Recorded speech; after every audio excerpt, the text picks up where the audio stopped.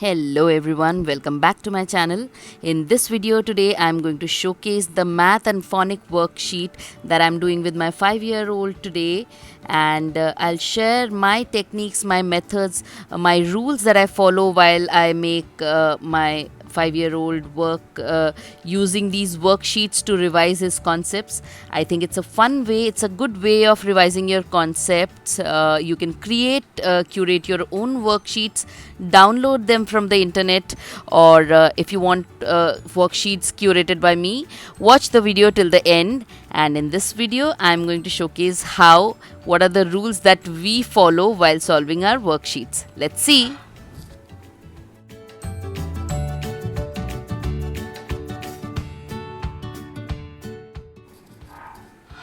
So the first rule that we follow is keep the worksheets as simple as possible so that the child doesn't lose interest. It's very important for them to focus and be occupied while doing the worksheets.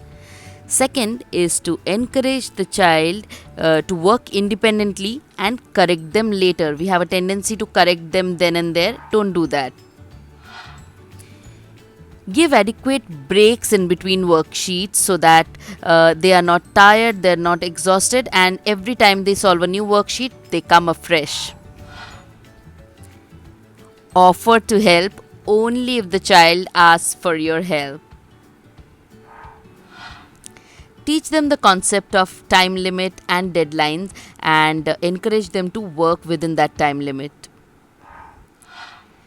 My son Abhi loves to sing while he's solving his worksheets, and I have absolutely no problem in that because I feel it's very important to enjoy what you're doing. But you have to make sure that the distraction is not so much to disturb his flow of work.